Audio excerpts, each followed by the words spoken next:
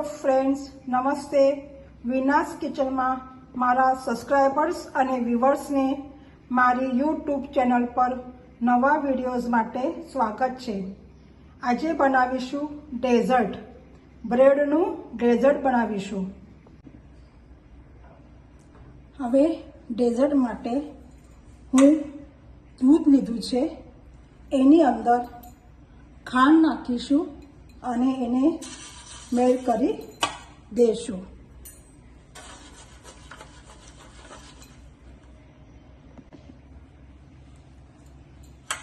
મારું દૂધની અંદર જે ખાંડ છે એ મેલ્ટ થઈ ગઈ છે.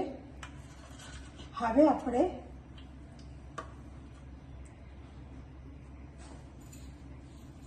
આ જે બ્રેડ છે એને બાજુનો જે કિનારો છે એ કટ કરી લઈશું.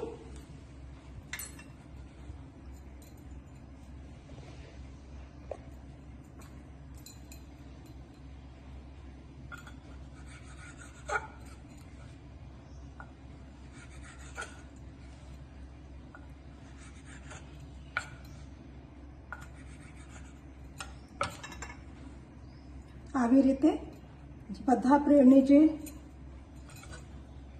કિનારો કટ કરી લઈશું. પછી જે આ દૂધ છે એની અંદર 1 સેકન્ડ માટે બોળીને એને અંદરનું જે દૂધ છે બધું દબાવીને કાઢી લઈશું અને એક પ્લેટમાં મૂકીશું. હવે તમે જોઈ શકો છો. હવે આ દૂધની અંદર હું બ્રેડ 1 સેકન્ડ માટે જ ખાલી દબાવી છે, બહુ દબાવ એ નથી કરવાની, એ તો બ્રેડ તમારી તૂટી જશે.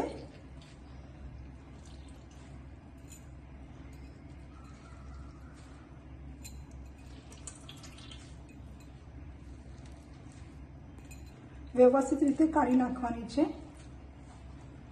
પછી આ જે એક પ્લેટ છે એના અંદર કાઢીને મૂકીશું. આવી રીતે બધી બ્રેડ કરી લેવાની છે.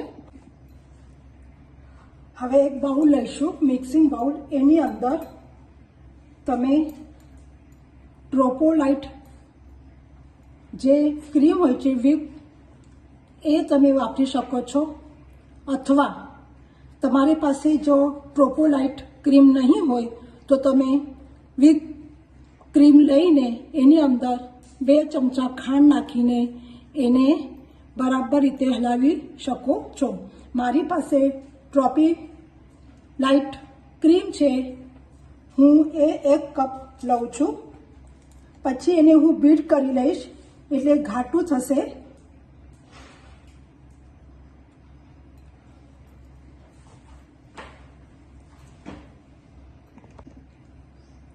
તમે એને હું બીટરથી એને બીટ કરી લઉં છું. જો તમારા પાસે બીટર ના હોય તો તમે એને કંઈ પણ વસ્તુથી તમે એને હલાવી શકો છો. અને આ જે ક્રીમ છે એ જાડું કરવાનું છે, ઘટ્ટ કરવાનું છે, જેથી બ્રેડની ઉપર એ સારી રીતે કોટ થઈ શકે. તમે જોઈ શકો છો મારા પાસે બીટર હતું એટલે હું બીટરનો ઉપયોગ કરી રહી છું. આને ઘટ્ટ કરવાનું છે.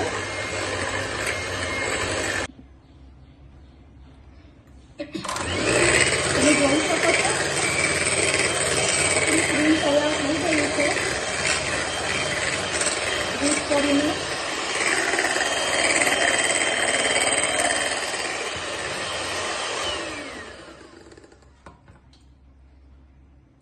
આવી રીતે ઘટ્ટ રાખવાનું છે, જેથી જે બ્રેડ છે એની ઉપર એ સારી રીતે કોટ થઈ જશે.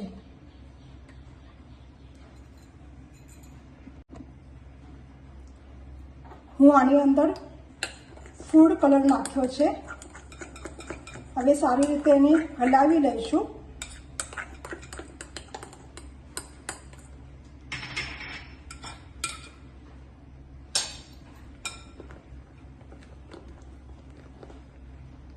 આપણો પિંક કલર જેવો થઈ ગયો છે લાઈટ. હવે બ્રેડને ઉપર લગાડીશું. બ્રેડ આવી રીતે ધીરેથી લેવાની છે.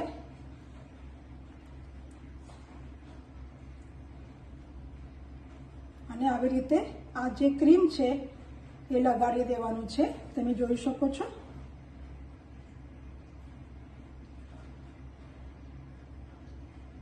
આ કામ બહુ ધીરેથી કરવાનું છે, નહીં તો તમારી બ્રેડ તૂટી જશે.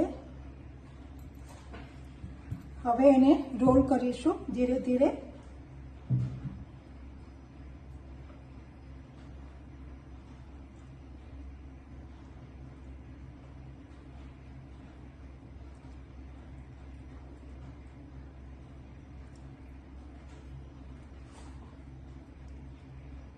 બંને બાજુથી એને ફિટ કરી દઈશું.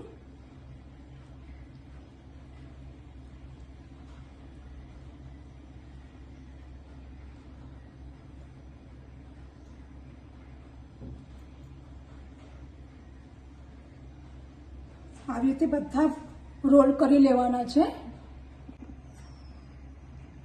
હવે એક પ્લેટ લેશું અને એની અંદર ડેસિનેટેડ કોકોનટ પાવડર છે એ અંદર નાખીશું અને એની અંદર જે આપણે રોલ જે બનાવ્યા છે એ અંદર આના ઉપર કોટિંગ કરીશું.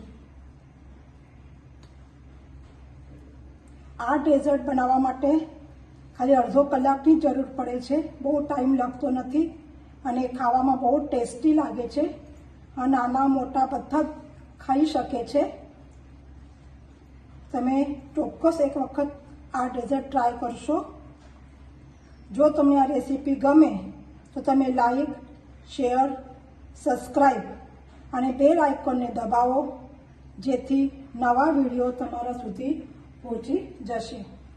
તમે જોઈ શકો છો આવી રીતે બધું ડેસિનેટેડ કોકોનટ છે એ અંદર એ કરીને આના ઉપર કોટિંગ કરવાનું છે.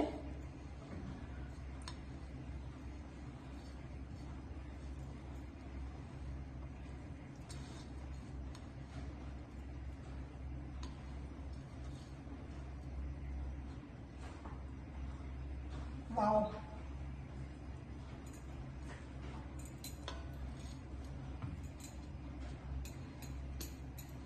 જો તમારા પાસે ક્રીમ હશે તો એ જે વ્હીપ ક્રીમ એની અંદર તમે ખાંડ નાખીને એને બેટરથી તમે મસ્ત પેકીને ઘટ્ટ કરી શકો છો અને ઉપર કોટિંગ કરવાનું છે.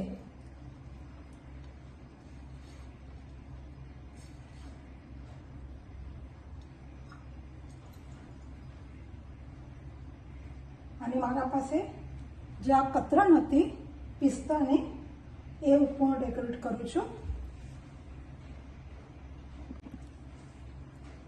Thank you for watching.